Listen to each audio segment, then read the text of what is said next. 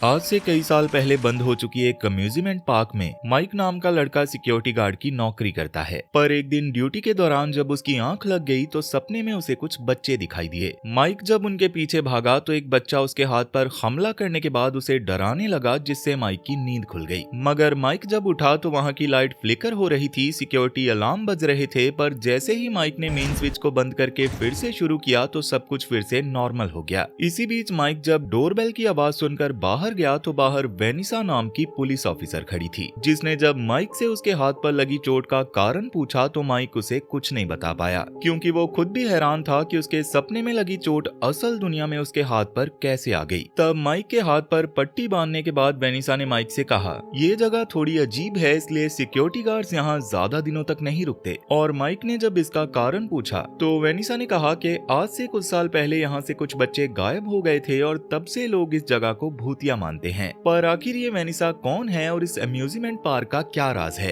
ये जानने के लिए चलो इस कहानी में कुछ दिन पीछे चलते हैं, जहाँ माइक अपनी छोटी बहन एबी के साथ रहता है। माइक एक मॉल के अंदर सिक्योरिटी गार्ड का काम करता है और आज सुबह जब वो अपने काम पर आया तो वहाँ जैसे ही उसने एक आदमी को एक बच्चे को वहाँ से ले जाते हुए देखा तो माइक ने दौड़कर उस आदमी को पकड़ा और उसे पीटना शुरू कर दिया। पर माइक की इस हरकत की वजह से उसे जॉब से निकाल दिया गया, क्योंकि वो आदमी कोई किडनैपर नहीं बल्कि उस बच्चे का बाप था। तो अब उस काम से निकाले जाने के बाद माइक नए काम की तलाश में स्टीव नाम के करियर काउंसलर के पास आता है, जहां स्टीव ने जब माइक का जॉब रिकॉर्ड चेक किया तो उसे पता चला कि माइक ने आज तक जहां भी काम किया है उसे हर जगह से निकाल दिया गया। अब माइक के जॉब रिकॉर्ड को देखते हुए उसे काम मिलना बहुत मुश्किल था, पर इसके बावजूद स्टीव ने उसे कहा, मेरे पास तुम्हारे लिए एक थीम्ड अम्यूजमेंट पार्क में सिक्योरिटी गार्ड का काम है, जहाँ पर तुम्हें किसी को अंदर आने से रोकने के साथ साथ वहाँ की साफ सफाई का ख्याल रखना होगा। माइक के पास इस वक्त कोई काम ना होने की वजह से वो इस काम को करना तो चाहता था, पर रात की ड्यूटी होने की वजह से उसने इस काम को करने से मना कर दिया, क्योंकि वो रात के वक्त एबी को अकेला नहीं छोड़ सकता था। लेकिन इसके बावजूद स्टीव ने माइक को जाने से पहले अपना कार्ड देते हुए कहा कि अगर तुम्हारा इस काम को लेकर कभी मन बदल जाए तो मुझे कॉल कर लेना। वैसे क्या आप में से कोई जॉब करता है? अगर हाँ तो अपनी जॉब के बारे में कमेंट करके जरूर बताना। खैर, अब अगले दिन माइक एक डॉक्टर के ऑफिस में जाता है, जहाँ उसकी आंट जेन अपने वकील को लेकर आई हुई थी। आंट जेन ने डॉक्टर से कहा कि माइक के पास कोई काम नहीं है और एबी भी सारा दिन बस ड्राइंग ही बनाती रहती है, जिसे देखकर मुझे लगता है कि एबी को कोई दिमागी बीमारी है और माइक उसका ख्याल नहीं रख सकता, इसलिए मुझे एबी की कस्टडी चाहिए। जिसके बाद जेन ने माइक को कस्टडी पेपर्स देते हुए कहा कि अगर तुमने अपनी मर्जी से इस पर साइन कर दिए तो ठीक है, वरना मैं तुम्हें इसके लिए कोर्ट में घसीटूंगी। अब आंट जेन के वहाँ से जाने के बाद माइक ने डॉक्टर को बताया कि आंट जेन को एबी की कोई फिक्र नहीं है, उन्हें तो बस कस्टडी के नाम पर मिलने वाले पैसे चाहिए और मैं भी एबी का ठीक से ख्याल नहीं रख पाता, इसलिए मुझे लगता है एबी के लिए यही ठीक है। लेकिन डॉक्टर ने माइक से कहा कि एबी तुमसे बहुत प्यार करती है और मेरा यकीन मानो वो तुम्हारे साथ ज्यादा खुश रहेगी, इसलिए फिलहाल तुम कोई काम ढूंढो ताकि हम कोर्ट में साबित कर सकें कि तुम अपनी बहन का ख्याल रख सकते हो। अब डॉक्टर की ये बातें सुनकर माइक जब घर आया तो उसने स्टीव को कॉल करके उस सिक्योरिटी गार्ड वाले काम के बारे में पूछा, क्योंकि इस वक्त माइक के पास इस काम को करने के अलावा और कोई रास्ता नहीं था। तब स्टीव ने माइक को उस जगह के बारे में बताते हुए कहा कि 80 के दशक में वो अम्यूजमेंट पार्क बच्चों की फेवरेट हुआ करती थी, पर अब वो पार्क कई सालों से बंद पड़ी है, क्योंकि इस पार्क का मालिक इस जगह को बेचना नहीं चाहता। तो अब स्टीव से ये सब जानने के बाद माइक आज ही उस पार्क में काम करने के लिए पहुंच जाता है, जिसका नाम है फ्रेडीज फेज़बियर्स। वहां पहुंचकर माइक ने सभी सीसीटीवी कैमरास को चालू किया और कंप्यूटर के जरिए इस पार्क पर नजर रखना शुरू कर दिया। पर इसी दौरान माइक को वहां एक कैसेट मिली, जिसमें इस पार्क के बारे में बताया गया था कि इस पार्क को बनाने में बच्चों के मस्ती करने के लिए बनाई गेम्स के साथ साथ एनिमेट्रॉनिक्स टेक्नोलॉजी का भी इस्तेमाल किया गया था, जिसके जरिए कुछ ऐसे रोबोट्स बनाए गए जो दिखने में बिल्कुल जिंदा लगते थे। लेकिन उस वीडियो में रोबोट्स दिखने से पहले ही वो वीडियो बंद हो गई। पर मेरी ये वीडियो अभी भी चल रही है, इसलिए वीडियो को लाइक करना एंड चैनल को सब्सक्राइब करना मत भूलना। तो अब इस वीडियो के बाद माइक इस पार्क में थोड़ा इधर उधर घूमा और जब उसे कोई गड़बड़ नहीं लगी तो वो सो गया। तब सोते हुए माइक को आज फिर से वही सपना आया जो उसको अक्सर आता था, जिसमें बचपन में एक पिकनिक के दौरान एक किडनैपर उसके छोटे भाई को किडनैप करके ले गया था। लेकिन हैरानी की बात ये थी कि आज माइक को अपने सपने में कुछ बच्चे भी दिख रहे थे, जिन्हें माइक ने पहले कभी नहीं देखा था। तब माइक ने जब उन बच्चों से अपने भाई के किडनैप होने के बारे में पूछा था तो अचानक वो बच्चे भागने लगे, जिनका पीछा करते हुए अचानक माइक भागते हुए गिर गया, जिससे उसकी नींद खुल गई। पर तब तक सुबह हो चुकी थी, इसलिए माइक अपने घर वापस आ जाता है। खैर, अब घर पहुंचकर माइक को मैक्स नाम की एक लड़की मिली जो एबी की बेबी सिटर है, और माइक के आते ही वो वहां से चली गई। लेकिन यहाँ से निकलकर मैक्स सीधा अपने भाई जेफ के साथ एक कैफे में माइक की आंटी जेन से मिलने चली गई, जहाँ उनकी बातों से पता चला कि जेन ने ही मैक्स को माइक के घर भेजा हुआ था ताकि वो माइक के खिलाफ ऐसे सबूत लाकर जेन को दे सके जिससे एबी की कस्टडी जेन के पास आ जाए। पर फिलहाल मैक्स ऐसा कोई भी सबूत इकट्ठा नहीं कर पाई थी, जिसकी वजह से जेन मैक्स से बहुत गुस्सा थी। मगर तभी जेफ ने जेन से कहा कि माइक एक सिक्योरिटी गार्ड है, इसलिए अगर हम उसके काम की जगह पर जाकर तोड़फोड़ करें तो उसकी जॉब चली जाएगी, पर मैं इस काम को करने के $1000 लूंगा। और क्योंकि जेन को जेफ का ये आइडिया काफी अच्छा लग रहा था, इसलिए वो भी इस काम के लिए मान जाती है। अब इसके अगली रात माइक फिर से अपने काम पर चला गया, जहां कुछ नींद की गोलियों को खाकर वो सो गया ताकि अपने सपने में दिखने वाले बच्चों से अपने भाई के बारे में पूछताछ कर सके। पर इस पूछताछ के दौरान अचानक एक बच्चे ने माइक के हाथ पर चाकू मार दिया और उसकी आंखों से निकलते काले लिक्विड को देखकर माइक की आंख खुल गई। माइक जब उठा तो वहां की लाइट ब्लिंक हो रही थी, स्पीकर जोर जोर से बज रहे थे, पर जैसे ही माइक ने मेन स्विच को बंद करके चालू किया तो सब कुछ फिर से नॉर्मल हो गया। अब इसके बाद डोरबेल की आवाज सुनकर जब माइक ने स्क्रीन में देखा तो उसे बाहर खड़ी वेनिसा नाम की पुलिस ऑफिसर दिखाई दी, इसलिए वो जल्दी से दरवाजा खोलने चला गया। तब अंदर आकर माइक के हाथ पर लगी चोट को देखकर वेनिसा ने उसकी चोट पर पट्टी बांधी, जबकि माइक इस बात से बहुत हैरान था कि उसके सपने में लगी हुई चोट असल जिंदगी में उसके हाथ पर कैसे आ गई। तब वेनिसा ने माइक को बताया कि बचपन में ये जगह मुझे बहुत पसंद थी और मैं यहाँ अक्सर आया करती थी, पर सिक्योरिटी गार्ड्स यहाँ ज्यादा दिनों तक काम नहीं कर पाते क्योंकि इस जगह में कुछ तो है जो बहुत अजीब है। इस पार्क के बंद होने से पहले यहाँ से कुछ बच्चे गायब हो गए थे, इसलिए तुम भी अपना ख्याल रखना। और ये बताने के बाद जैसे ही वेनिसा ने शो टाइम वाला बटन दबाया तो उस पार्क में मौजूद रोबोट स्टेज पर आकर गाना गाने लगे। खैर, अब सुबह होने पर जब माइक इस पार्क को बंद करके अपने घर जा रहा था तो वेनिसा ने फिर से वहाँ आकर उसे अपना काम ध्यान से करने को कहा, जिसके बाद वो दोनों वहाँ से चले गए। पर जैसे ही थोड़ी दूर खड़े जेफ ने माइक को जाते हुए देखा तो अगले ही पल वो कुछ गुंडों के साथ उस पार्क के अंदर घुस गया, जहां जेफ और उसके आदमियों ने तोड़फोड़ मचाना शुरू कर दिया, जिसके दौरान किचन में घूम रहे आदमी को अचानक फ्रिज से कुछ अजीब सी आवाज सुनाई दी। उस आदमी ने जब फ्रिज खोली तो उसे वहां एक खिलौना नजर आया जो पलक झपकते ही वहां से गायब हो गया, जिससे डरकर जब वो पीछे घूमा तो वहां एक रोबोट आ चुका था जिसने उस आदमी को मौत के घाट उतार दिया। जिसके बाद वो रोबोट्स एक एक करके सबको मारने के बाद जेफ के पीछे पड़ चुके थे। तब उन रोबोट से बचने के लिए जेफ एग्जिट डोर तक पहुंच भी गया था, पर उसके बाहर निकलने से पहले ही वो भी एक रोबोट का शिकार हो गया।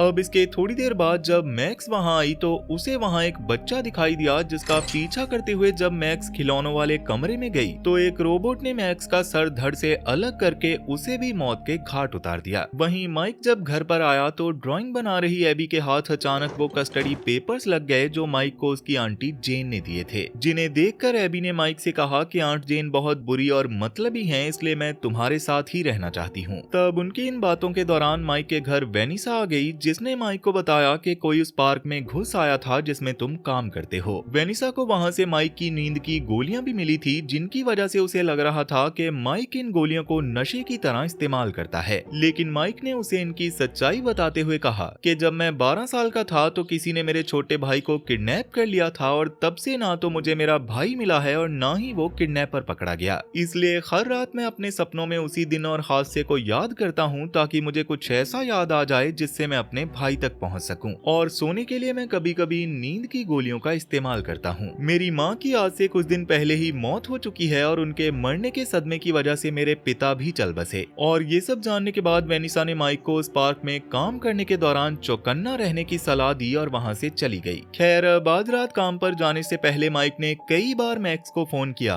पर जब उसने फोन नहीं उठाया तो माइक आज एबी को अपने काम वाली जगह पर अपने साथ ही ले आया, जहां एबी को सुलाने के बाद माइक ने उस जगह की साफ सफाई की, जो करते हुए उसे सुबह के 4 बज गए। पर इसके बाद जब माइक सो रहा था तो उसे आज फिर से अपने सपने में एक बच्चा दिखाई दिया और माइक ने उस बच्चे से अपने भाई के किडनैपर को ढूंढने के लिए मदद मांगी, जिस पर उस बच्चे ने कहा कि अगर मैंने तुम्हें बता दिया तो तुम इसके बदले में मुझे क्या दोगे। पर जैसे ही माइक ने कहा तुम जो मांगो मैं तुम्हें देने के लिए तैयार हूँ, तो वैसे ही वो बच्चा वहाँ से गायब गायब हो गया। उधर सो रही एबी को अचानक से एक बच्चे की आत्मा ने जगा दिया, जिसका पीछा करती हुई वो उन रोबोट्स वाले कमरे में जा पहुंची। तब एबी के चिल्लाने की आवाज से जब माइक की नींद खुली तो उसने देखा कि उन चारों रोबोट्स ने एबी को घेरा हुआ था। पर एबी ने माइक से चिंता न करने को कहा, क्योंकि उन रोबोट्स की एबी से काफी अच्छी दोस्ती हो गई थी। तब एबी ने उन रोबोट्स को माइक से मिलवाया, जिनका नाम था फ्रेडी, बॉनी, फॉक्सी और चीका। अब रात खत्म हो जाने के बाद जब माइक और एबी घर आए तो माइक की नजर टेबल पर पड़ी एबी की ड्राइंग पर पड़ी, जिसमें एबी ने उन पार्क वाले रोबोट्स को ड्रॉ किया हुआ था। और एबी से इस बारे में बात करके माइक को पता चला कि उन रोबोट्स के अंदर उन बच्चों की आत्माएं हैं जो उस पार्क से गायब हो गए थे, और ये वही बच्चे हैं जो माइक के सपने में आते हैं। अब अगली रात जब माइक एबी को लेकर पार्क में आया तो वेनिसा वहाँ पहले से ही मौजूद थी। वेनिसा पहले से ही जानती थी कि उन रोबोट्स के अंदर उन बच्चों की आत्माएं हैं और वेनिसा भी उनकी दोस्त है। तब पार्क के अंदर जाते ही एबी अपने रोबोट दोस्तों से मिली और उन सब ने मिलकर खेलने के लिए एक किला भी बनाया। पर इसके दौरान जब माइक वेनिसा के साथ स्टोर रूम में आया तो वहाँ पड़ी मशीन को वो लगभग छूने ही वाला था, पर वेनिसा ने उसे ऐसा करने से रोकते हुए कहा कि ये रोबोट स्प्रिंग लॉक टेक्नोलॉजी से बनाए गए हैं, जिन्हें इंसान एक सूट की तरह भी पहन सकते थे, पर अब इन्हें छूना खतरे से खाली नहीं है। इसी दौरान रोबोट्स के साथ खेल रही एबी ने जैसे ही चीका के गिटार को छुआ तो उसे करंट लग गया, पर इसमें अच्छी बात ये थी कि एबी को उससे ज्यादा चोट नहीं आई थी। तब माइक से बात करते हुए वेनिसा को भी समझ आ गया था कि माइक अपने सपनों में उन बच्चों के जरिए अपने भाई को ढूंढना चाहता है, पर ऐसा करना बहुत खतरनाक है। इसलिए वेनिसा ने माइक को यहाँ से जाने के साथ साथ कहा कि एबी को यहाँ दोबारा कभी मत लाना। खैर, अब वेनिसा की बातों और पार्क में हुए हादसे की वजह से माइक को भी समझ आ गया था कि एबी को उस पार्क में ले जाना खतरनाक है। इसलिए उसने आंट जेन को कॉल करके अपने घर बुलाकर एबी का ख्याल रखने को कहा और नींद की गोलियां खरीदकर दिन में ही पार्क में जाकर सो गया। लेकिन आज जो माइक को अपने सपने में दिख रहा था वो उसके सपने से बिल्कुल अलग था। उस सपने में माइक के माँ बाप मौजूद थे और उसका भाई भी वहीं पर था। और जब माइक ने कहा कि ये मेरा सपना नहीं है तो उस बच्चे ने सामने आकर कहा कि तुम हर रात अपने सपने में अपने भाई से मिल सकते हो, उसके साथ समय बिता सकते हो, पर इसके बदले में हमें एबी चाहिए। जिस पर पहले तो माइक मान गया था, पर जैसे ही उसे एहसास हुआ कि ये सही नहीं है तो उन बच्चों ने एक एक करके माइक पर हमला करना शुरू कर दिया। माइक की जब आंख खुली तो वो एक कुर्सी पर बंधा हुआ था और एक रोबोट मास्क उसके चेहरे की ओर बढ़ता चला आ रहा था, जिस पर ब्लेड लगे हुए थे। पर माइक ने बड़ी ही मुश्किल से कुर्सी के स्क्रू खोले और अपनी जान बचाने में कामयाब हो गया। लेकिन तभी उसे वहाँ मैक्स और जेफ के साथ कई लोगों की लाशें दिखाई दी, जिनसे डर के वो यहाँ से भाग ही रहा था कि तभी फॉक्सी नाम के रोबोट ने माइक पर हमला कर दिया। इसी दौरान फ्रेडी माइक के घर पहुंच गया, जिसने आंट मे को बेहोश करने के बाद उसके अंदर से एक बच्चे की आत्मा ने निकलकर एबी को अपने साथ चलने को कहा तो एबी एक टैक्सी में बैठकर उसके साथ चली गई। वहीं माइक को जब होश आया तो वो पुलिस स्टेशन के गोडाउन में था, जहां उसे वेनिसा लेकर आई थी। वेनिसा ने माइक के जख्मों का इलाज करके उसकी जान बचाई और माइक ने उसे बताया कि मैंने गलती से अपने सपने में उन बच्चों को एबी को देने के लिए हाँ कर दी थी। जिस पर वेनिसा ने माइक को बताया कि वो बच्चे एबी को अपनी तरह बनाना चाहते हैं। 80 के दशक में जब वो बच्चे गायब हुए थे तो पुलिस ने उस पार्क का कोना कोना छान मारा, पर इसके बावजूद पुलिस को वहाँ कुछ नहीं मिला, क्योंकि किडनैपर ने उन बच्चों को रोबोट्स में ही डाल दिया था और इसी वजह से उनकी आत्माएं रोबोट्स को कंट्रोल करती हैं। पर वो बच्चे ये भूल चुके हैं कि किडनैपर ने उनके साथ क्या किया था, इसलिए वो उसे अपना दोस्त मानते हैं और किडनैपर ने बच्चों को अपने वश में किया हुआ है। उस किडनैपर का नाम विलियम एफ्टन है, जो कि येलो रैबिट है और वो कोई और नहीं बल्कि मेरे पिता हैं। तब वेनिसा की दिखाई फोटो में उसके हाथ में अपने भाई का खिलौना देखकर माइक को ये भी समझ आ गया था कि उसके भाई को किडनैप करने वाला भी विलियम एफ्टन ही था। अब ये सब जानने के बाद जब माइक ने वेनिसा से उन रोबोट्स को रोकने का तरीका पूछा तो वेनिसा ने कहा कि उन्हें खत्म तो नहीं किया जा सकता, पर बिजली के झटके की वजह से उन्हें थोड़ी देर के लिए बंद जरूर किया जा सकता है। तब माइक ने वेनिसा को भी अपने साथ चलने को कहा, पर वेनिसा अपने पिता से डरने की वजह से उसके साथ नहीं जाना चाहती थी। इसलिए माइक एक इलेक्ट्रिक डिवाइस उठाकर अकेला ही एबी को बचाने उस पार्क में चला गया। वहाँ पहुंचकर जैसे ही माइक ने फ्रेडी और बॉनी को झटका देकर कुछ देर के लिए बेहोश किया तो तभी उसे अंदर से से एबी के चिल्लाने की आवाज आई, क्योंकि चीका उस स्प्रिंग लॉक वाले रोबोट के अंदर डालकर एबी को मारने वाला था। पर ऐन वक्त पर माइक ने वहां पहुंचकर चीका को भी शॉक दे दिया और एबी को लेकर वहां से भागने लगा। लेकिन इसी बीच एक छोटे से खिलौने ने माइक पर हमला कर दिया, जिससे बचने के लिए जैसे तैसे माइक ने उसे भी बिजली का झटका देकर बेहोश कर दिया। उधर एबी फॉक्सी को देखकर उससे बचने के लिए छुप रही थी, पर फॉक्सी के एबी तक पहुंचने से पहले ही वेनिसा ने वहां पहुंचकर फॉक्सी को झटका दिया और एबी की जान बचा ली। वहीं माइक के सामने अब विलियम आ गया था, जिसने माइक को पीटते हुए बताया कि मैंने तुम्हारे भाई को कई साल पहले ही मार दिया था और अब तुम्हारी बारी है। जिसके बाद विलियम की एक आवाज पर बच्चों के रोबोट्स फिर से उठ खड़े हुए और माइक को मारने के लिए उसकी ओर बढ़ने लगे, पर उनके माइक को नुकसान पहुंचाने से पहले ही वेनिसा ने वहां आकर अपने पिता पर बंदूक तान दी, जो कि कोई और नहीं बल्कि स्टीव था, जिसने माइक को इस जगह पर काम करने भेजा था।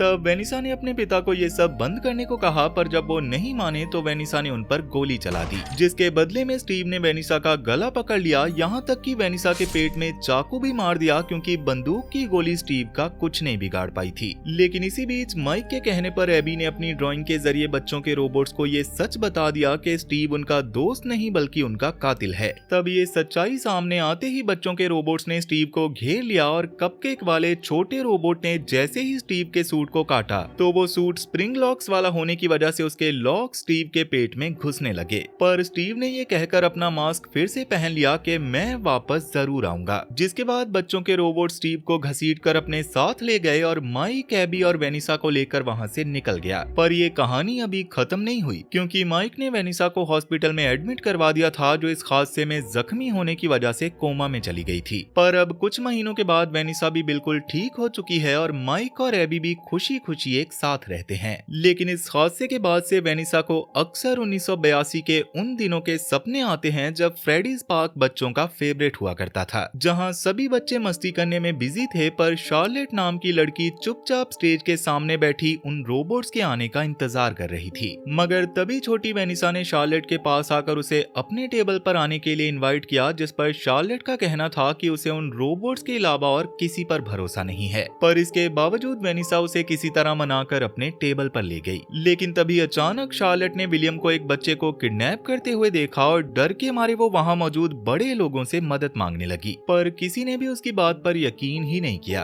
अब क्योंकि शार्लेट को किसी से मदद नहीं मिली थी, इसलिए वो उस बच्चे को बचाने के लिए खुद ही अंदर चली गई, जहां वो बच्चा बेहोशी की हालत में जमीन पर पड़ा हुआ था। तब शार्लेट विलियम की नजरों से बचती हुई उस बेहोश बच्चे को उठाकर बाहर की ओर जाने लगी, पर इसके अगले ही पल विलियम ने भी उसका पीछा करना शुरू कर दिया। लेकिन इसके बावजूद शार्लेट उस बच्चे को बाहर स्टेज तक ले आई और उसके जोर से चिल्लाते ही वो बच्चा भी होश में आकर अपने माँ बाप के पास चला आया। पर इसके तुरंत बाद शार्लेट स्टेज पर गिर गई, क्योंकि विलियम ने उसकी पीठ पर चाकू से कई वार किए थे, जिससे उसकी मौत हो गई। जिसके बाद उसकी बॉडी स्टेज के ट्रैप डोर के जरिए नीचे चली गई और मैरिनेट नाम की कठपुतली उसे उठाकर ऊपर ले आई। पर असल में ये सब वेनिसा का एक बुरा सपना था, जो उसे अक्सर आता है, और उसके उठते ही उसे माइक का फोन आ गया। माइक ने वेनिसा से पूछा, क्या अब भी बुरे सपने तुम्हें परेशान कर रहे हैं? तो वेनिसा ने कहा, ऐसा कुछ भी नहीं है। जिस पर माइक ने वेनिसा से आज रात डिनर पर जाने के लिए पूछा और वेनिसा ने भी इस पर हाँ कर दी। अब उन दोनों की बातें एबी ने भी सुन ली थी, इसलिए वो फोन कट होने के बाद माइक से पूछने लगी कि तुम दोनों डेट पर जा रहे हो क्या?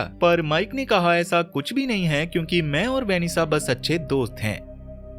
खैर अब इस सब के बाद माइक के घर उसका दोस्त जेरी आ गया, जो माइक की उसके घर को पेंट करने में मदद करने वाला था, और एबी अपने स्कूल चली गई। तब स्कूल जाते वक्त एबी अपने स्कूल के बच्चों को विलियम और एनिमेट्रॉनिक्स के किस्से सुनाने लगी, जिस पर कुछ बच्चों को यकीन था और कुछ को नहीं। लेकिन स्कूल पहुंचकर जब एक दोस्त ने एबी से पूछा कि क्या तुम उस पार्क में कभी वापस जाओगी, तो एबी ने कहा, जो रोबोट्स मेरे दोस्त थे वो टूट गए हैं। माइक ने कहा था उन्हें ठीक कर देगा, पर वो ऐसा कर ही नहीं रहा। अब इसके बाद साइंस क्लास के दौरान प्रोफेसर बर्ग ने सब बच्चों से कहा कि फ्रेडीज पार्क के वो रोबोट्स बिल्कुल बकवास हैं, इसलिए तुम लोग उसे छोड़कर इस शनिवार को होने वाले साइंस फेयर में जरूर आना, क्योंकि अगर कोई बच्चा वहां नहीं आया तो उसे फेल कर दिया जाएगा। इस साइंस फेयर में दिखाने के लिए एबी भी एक छोटा सा रोबोट बना रही थी, पर इस वक्त वो ठीक से काम नहीं कर रहा था, जिसे देखकर मिस्टर बर्ग ने एबी से कहा कि ये काम तुम्हारे बस का नहीं है, इसलिए तुम्हें इस प्रतियोगिता में हिस्सा लेने की कोई जरूरत नहीं है। लेकिन एबी के इस प्रोजेक्ट को देखकर उसके दोस्त ने कहा कि तुम अपने दोस्तों यानी कि उन रोबोट्स को खुद ठीक क्यों नहीं करती, और उसकी इस बात ने एबी को सोच में डाल दिया। तो अब रात के वक्त एबी ने माइक के तैयार होने में उसकी मदद की और माइक ने एबी से कहा कि मैं जल्दी ही वापस आ जाऊंगा और तब तक तुम घर पर ही रहना। मगर एबी ने जब माइक से पूछा कि क्या मैं उस पार्क में अपने दोस्तों से मिलने जा सकती हूँ, तो माइक ने कहा वो रोबोट्स खराब हो चुके हैं, मैं कुछ ही दिनों में उन्हें ठीक भी कर दूंगा, पर तब तक तुम्हें उन रोबोट्स की बजाय असली दोस्त बनाने पर ध्यान देना चाहिए। तो अब इस सब के बाद माइक वेनिसा के साथ डिनर करने चला आया, जहां उसने वेनिसा से उसके बुरे सपनों के बारे में कहा कि तुम तब तक अपने पिता से कभी पीछा नहीं छुड़वा पाओगी जब तक तुम उनके किए का डट के सामना नहीं करती। और इसके बाद उन दोनों ने एक दूसरे के साथ काफी अच्छे पल गुजारे और थोड़ी देर बाद वो दोनों अपने अपने घर चले गए। लेकिन माइक जब घर आया तो उसे एबी कहीं नहीं मिल रही थी, जिससे वो काफी डर गया था। पर जब उसे दरवाजे पर लगा एबी का नोट मिला कि वो अपने दोस्तों के पास जा रही है, तो माइक भी बिना किसी देरी के वहां पहुंचा, जहां एबी स्टेज के सामने बैठी उन रोबोट्स का इंतजार कर रही थी। पर वो रोबोट्स अब यहाँ पर नहीं थे, जिसकी वजह से एबी काफी उदास थी। तब माइक ने एबी से कहा कि तुम्हारे दोस्त जहाँ भी होंगे वो खुश होंगे और तुम चाहो तो उनकी याद के तौर पर यहाँ से कुछ ले जा सकती हो। जिस पर एबी ने वहाँ से बात करने वाला एक खिलौना उठा लिया जिस पर फ्रेडी का फेस बना हुआ था। लेकिन वहाँ से जाते हुए माइक को दीवार पर एक पैम्पलेट लगा हुआ मिला जिस पर लिखा था कि ये फ्रेडीज पार्क में लोगों का कत्ल कर दिया जाता है, और माइक ने उस पैम्पलेट को अपने पास ही रख लिया। वहीं दूसरी ओर लिसा नाम की लड़की अपनी टीम के साथ फ्रेडीज पार्क की दूसरी ब्रांच में आ गई थी। ये लोग खुद को घोस्ट हंटर कहते हैं और भूतों पर नकली डॉक्यूमेंट्रीज बनाकर लोगों को दिखाते हैं।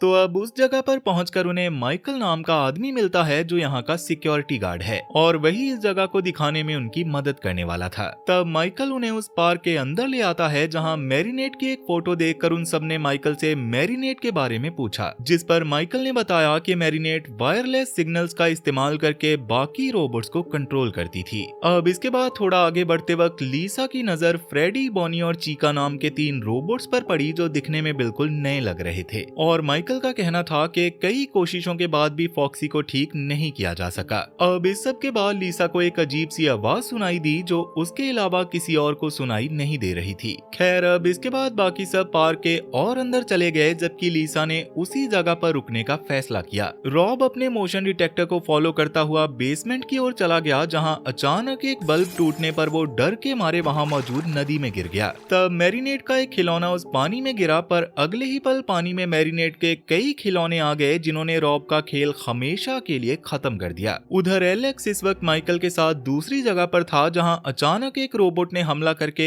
एलेक्स को भी मौत के घाट उतार दिया। वहीं लीसा जब उसको सुनाई दे रहे म्यूजिक की आवाज का पीछा करती हुई एक कमरे में आई तो वहां एक बहुत बड़ा गिफ्ट पड़ा हुआ था, और जैसे ही लीसा ने उस म्यूजिक को बंद किया तो उस गिफ्ट के अंदर से मैरीनेट ने निकलकर लीसा पर हमला कर दिया। तब एलेक्स के मरने के बाद जब माइकल लीसा के पास पहुंचा तो तब तक मैरीनेट लीसा के शरीर पर कब्जा कर चुकी थी, और माइकल को देखते ही वो उसे दबोचने के लिए उसके पीछे भागी। पर माइकल किसी तरह उस पार्क से बाहर निकलने में कामयाब हो गया। लेकिन बाहर आने के बाद माइकल के चेहरे की मुस्कान को देखकर ये साफ पता चल रहा था कि ये सब उसी का ही किया धरा है। खैर, अगली सुबह वेनिसा जिम में एक्सरसाइज कर रही थी, पर इसी बीच उसे बार बार विलियम के वहां होने के वहम हो रहे थे, जिससे तंग आकर वेनिसा घर आ गई और उसने माइक के कहे मुताबिक अपने सपने में सबको खत्म करने का फैसला कर लिया। तब वेनिसा को जब अपने सपने में विलियम यानी कि अपने पिता दिखाई दिए तो उसने अपने पिता से कहा कि मैं आपसे बिल्कुल भी नहीं डरती और मुझे अब आपकी कोई जरूरत नहीं है। लेकिन जैसे ही विलियम वेनिसा की ओर बढ़ा तो वेनिसा ने घर से बाहर जाने की कोशिश की, पर घर का दरवाजा लॉक हो चुका था। तब विलियम ने उसके सामने आकर कहा कि तुम अभी कहीं नहीं जा सकती क्योंकि तुम्हारा काम अभी पूरा नहीं हुआ है। और जैसे ही विलियम ने चाकू निकाला तो वेनिसा उससे बचने के लिए अपने कमरे में जाकर अलमारी में छुप गई। लेकिन उस अलमारी के अंदर भी एक भयानक रोबोट मौजूद था, जिससे डर के जब वो बाहर आई तो उसके पिता ने उसे पकड़ लिया। वेनिसा फिर से विलियम की पकड़ से छूटकर भागी, पर विलियम एक बार फिर से उसके सामने आ गया। तब जैसे ही वेनिसा को याद आया कि वो एक पुलिस वाली है तो उसने अपनी गन निकाली और अपने पिता को गोली मारकर खत्म कर दिया। मगर मरने से पहले जब विलियम ने हंसते हुए वेनिसा से कहा कि तुम चाहे कुछ भी कर लो, तुम हमेशा मेरी ही रहोगी, तो वेनिसा की इससे डर के आंख खुल गई।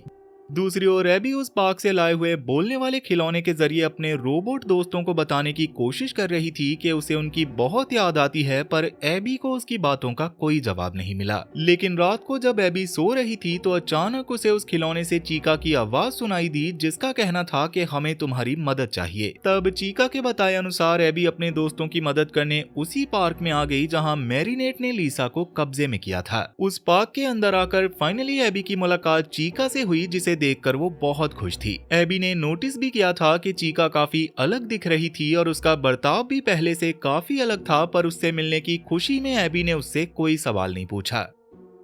खैर, अब अगली सुबह वेनिसा माइक से मिलने उसके घर आई, जहां उसे माइक नहीं एबी मिली, क्योंकि माइक इस वक्त खाना लेने बाहर गया हुआ था। तब एबी ने वेनिसा को उसका नया साइंस प्रोजेक्ट दिखाते हुए बताया कि मेरे इस प्रोजेक्ट को बनाने में फ्रेडी और चीका ने मेरी मदद की है। मैं कल रात उनके पुराने घर गई थी जहाँ एक नदी भी है, और वेनिसा एबी की ये बातें सुनकर हैरान रह गई। अब थोड़ी देर बाद जब माइक घर वापस आया तो वेनिसा ने उसे बताया कि एबी का कहना है वो कल रात फ्रेडी और चीका से मिलने गई थी, जिस पर माइक का कहना था कि एबी बस ये कहानियां बना रही है क्योंकि वो उन लोगों को बहुत मिस करती है। इसके साथ ही माइक ने वेनिसा को वो पैम्पलेट दिखाते हुए बताया कि ये पैम्पलेट शार्लेट के पिता ने छापा था, और मैंने जब उन्हें कॉल की तो पता चला कि तुम शार्लेट की बेस्ट फ्रेंड थी। माइक ने कहा कि उस रात जो भी हुआ था मैं उसके बारे में बात नहीं करना चाहता, क्योंकि मैं अब जिंदगी में आगे बढ़ना चाहता हूँ। और माइक की इस बात से वेनिसा गुस्सा होकर वहाँ से चली जाती है। वेनिसा वहाँ से सीधा पार्क के उस ब्रांच में आ गई जिसके बारे में उसे एबी ने बताया था। वेनिसा ने वहाँ शार्लेट से कहा कि मैं जानती हूँ तुम बाहर निकलकर लोगों को वैसे ही चोट पहुँचाना चाहती हो जैसे उन्होंने तुम्हें पहुँचाई थी, पर मैं ऐसा कभी नहीं होने दूंगी। मैंने यहाँ पर पेरीमीटर लॉक लगाया हुआ है, जिसकी वजह से कोई भी रोबोट यहाँ से बाहर नहीं निकल सकता, यहाँ तक कि तुम भी नहीं। पर शार्लेट ने कहा कि मैंने किसी ऐसे को ढूंढ लिया है जो इस काम में मेरी मदद कर सकता है, और इतना कहते ही उसने वेनिसा पर हमला कर दिया। वहीं एबी माइक के साथ उस जगह पर आ गई जहाँ आज साइंस फेयर होने वाला था, और माइक उसे वहां छोड़कर चला गया। उन्होंने जैसे ही देखा एबी का प्रोजेक्ट बिल्कुल एनिमेट्रॉनिक्स जैसा ही लग रहा है, तो उन्होंने जानबूझकर एबी का बनाया हुआ रोबोट तोड़ दिया, जिससे दुखी होकर एबी उस पार्क में आकर चीका के गले लग गई। एबी ने जब चीका को बताया कि मिस्टर बर्ग ने मेरा साइंस प्रोजेक्ट तोड़ दिया है, तो चीका ने कहा कि मैं तुम्हारे साइंस प्रोजेक्ट के तौर पर तुम्हारे साथ चल सकती हूँ, पर उससे पहले तुम्हें मेरी एक मदद करनी होगी। तुम्हें यहाँ के कंप्यूटर में एक सीक्रेट कोड डालना होगा, जिसके बाद ही मैं तुम्हारे साथ जा पाऊंगी। तब मैरीनेट ने कई बार वेनिसा से उसके लगाए पेरीमीटर लॉक का कोड पूछा, पर वेनिसा उसे कोड बताने को बिल्कुल भी तैयार नहीं थी। लेकिन जब मैरीनेट ने उसे एबी को मारने की धमकी दी तो मजबूरन वेनिसा को वो कोड बताना ही पड़ा। अब जैसे ही एबी ने कंप्यूटर में वो कोड डाला तो उससे सारे रोबोट्स आजाद हो गए, और चीका एक टैक्सी के जरिए एबी के साथ उसके साइंस फेयर में पहुंच गई। लेकिन मिस्टर बर्ग ने जब चीका को देखा तो वो एबी पर झूठ बोलने और किसी इंसान को रोबोट का सूट पहनाकर साइंस प्रोजेक्ट बताने का इल्जाम लगाकर वहां से चले गए, जिस पर चीका ने एबी से कहा कि इनसे एक बार मैं बात करके देखती हूँ। इतना कहकर चीका ने मिस्टर बर्ग के ऑफिस में आकर उन पर हमला करना शुरू कर दिया और अपने हाथों से मिस्टर बर्ग का सर कुचलकर उन्हें मौत के घाट उतार दिया। दूसरी ओर माइक शार्लेट के घर उसके पिता हेनरी से मिलने गया हुआ था, जहां हेनरी ने माइक को बताया कि मैंने अपनी बेटी के कत्ल के केस को सुलझाने की बहुत कोशिश की, पर सरकार ने इसे बस एक एक्सीडेंट बताकर इस केस को बंद कर दिया। पर जब उस पार्क की एक फोटो में माइक की नजर रिवर राइड पर पड़ी तो माइक ने कहा मैं उस पार्क में जा चुका हूँ, पर मैंने तो वहाँ ऐसा कुछ भी नहीं देखा। जिस पर हेनरी ने उसे बताया कि ये सब इस पार्क की पहले वाली ब्रांच में है। तब हेनरी की बातों से माइक समझ गया कि एबी रोबोट से दोबारा मिलने के बारे में बिल्कुल सच कह रही थी, इसलिए वो जल्दी से उस जगह जाने के लिए तैयार हो गया, क्योंकि वो जानता था एबी फिर से वहां गई होगी और उसकी जान को खतरा हो सकता था। पर माइक के जाने से पहले हेनरी ने उसे एक म्यूजिक बॉक्स देते हुए कहा कि शार्लेट को इसकी आवाज से नींद आ जाया करती थी, तो अगर तुम वहां जा ही रहे हो तो इस म्यूजिक बॉक्स को भी वहीं रखाना। खैर, माइक जब उस जगह पर पहुंचा तो उसे बाहर एबी की साइकिल पड़ी हुई मिली, पर वहां का दरवाजा बंद होने की वजह से माइक को एक खिड़की के जरिए अंदर जाना पड़ा। माइक जब अंदर गया तो उसे एनिमेट्रॉनिक्स दिखाई दिए जिनकी हालत बहुत खराब थी, और पास ही लीसा की लाश भी पड़ी हुई थी। लेकिन माइक की नजर लीसा की लाश पर नहीं पड़ी और उसने बिना वक्त गवाए एबी को ढूंढना शुरू कर दिया। तब काफी देर तक ढूंढने के बाद माइक को एबी तो नहीं मिली, पर जब एक आवाज का पीछा करते हुए उसने अलमारी खोली तो माइक को उसके अंदर से वेनिसा मिली, जिसको शार्लेट ने बांधा हुआ था। वेनिसा ने माइक को बताया कि एबी यहाँ नहीं है क्योंकि वो उन रोबोट्स के साथ गई है। शार्लेट ही है जो उन रोबोट्स को कंट्रोल कर रही है, इसलिए हमें जल्दी से सिक्योरिटी ऑफिस जाना होगा क्योंकि वहां पहुंचकर ही मैं कुछ कर सकती हूँ। मरने के बाद शार्लेट वहां पड़े म्यूजिक बॉक्स की वजह से अब तक सोई हुई थी, पर जैसे ही लीसा ने उस बॉक्स को तोड़ा तो शार्लेट आजाद हो गई। तो अब इन्हीं बातों के दौरान वो दोनों सिक्योरिटी ऑफिस आ गए जहाँ वेनिसा ने उन रोबोट्स को ट्रैक करना शुरू कर दिया। वेनिसा ने माइक को बताया कि मैरिनेट उन रोबोट्स को वायरलेस तरीके से कंट्रोल कर रही है जो असल में शार्लेट है। शार्लेट यहाँ से बाहर निकलकर लोगों से बदला लेना चाहती है क्योंकि किसी ने भी उस वक्त उसकी मदद नहीं की थी, पर शार्लेट ये सब मैरिनेट के जरिए ही कर रही है और मैरिनेट को यहाँ से बाहर निकलने के लिए एक जिंदा शरीर चाहिए, इसलिए मुझे लगता है वो अपना शिकार एबी को बनाने वाली है। लेकिन माइक ने वेनिसा से कहा कि तुम शहर जाकर शार्लेट को ढूंढो और उसे रोकने की कोशिश करो और तब तक मैं यहाँ ट्रैकर्स को एक्टिवेट करने की कोशिश करता हूँ। दूसरी ओर एबी चीका की वजह से साइंस फेयर जीत चुकी थी, पर जैसे ही माइक ने ट्रैकर ऑन किया तो चीका ने ट्रैकर को बंद करके उन रोबोट्स को जिंदा कर दिया जो एक्सपेरिमेंट के बाद उस पार्क में ही पड़े हुए थे। उधर माइक ने एक रोबोट को ट्रैक करके वेनिसा को उसकी लोकेशन बताई और वेनिसा ने उसकी ओर बढ़ना शुरू कर दिया, पर इसी दौरान एक रोबोट अचानक वेनिसा की गाड़ी पर आकर उस पर हमला करने लगा जिससे वेनिसा की गाड़ी क्रैश हो गई।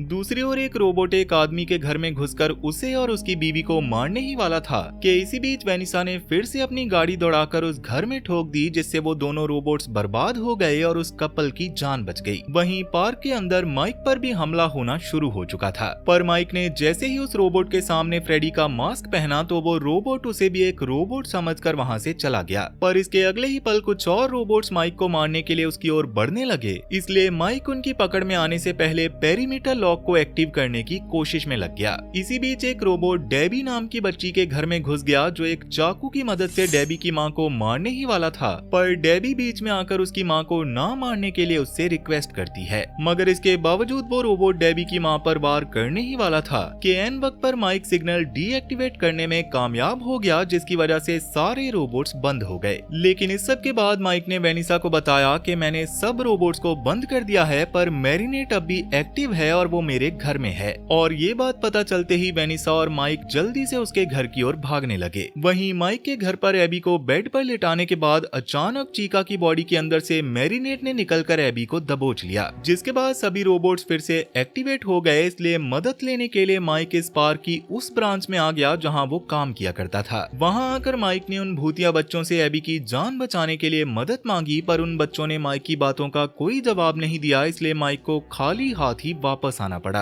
उधर वेनिसा जब माइक के घर पहुंची तब तक बहुत देर हो चुकी थी क्योंकि मैरिनेट एबी के शरीर पर कब्जा करने में कामयाब हो चुकी थी। लेकिन जब मैरिनेट वेनिसा को जान से मारने ही वाली थी तो एन वक्त पर माइक ने वहां आकर शार्लेट के पिता का दिया हुआ वो म्यूजिक बॉक्स चला दिया, जिससे नींद आने की वजह से मैरिनेट को एबी के शरीर को छोड़ना पड़ा और एबी फिर से नॉर्मल हो गई।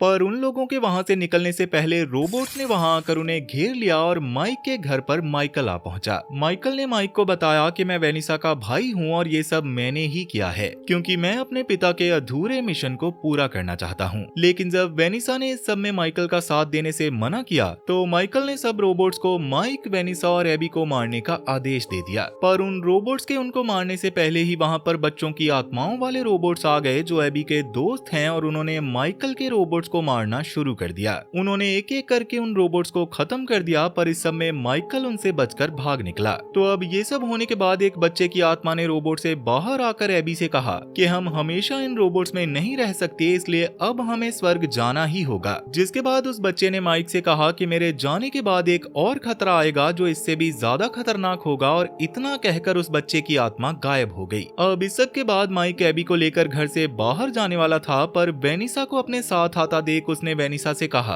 तुम हमसे दूर ही रहो क्योंकि मुझे अब तुम पर भरोसा नहीं रहा। इतना कहकर माइक एबी को लेकर वहां से चला गया और वेनिसा दरवाजे पर खड़ी रो रही थी। पर तभी पीछे से मैरिनेट ने आकर वेनिसा को अपने कब्जे में ले लिया। तो क्या मैरिनेट अब वेनिसा के जरिए अपने इस अधूरे काम को पूरा करेगी या फिर माइक उसे भी रोक लेगा? आपको इसके बारे में क्या लगता है मुझे कमेंट करके जरूर बताना, क्योंकि ये कहानी यहीं पर खत्म हो चुकी है।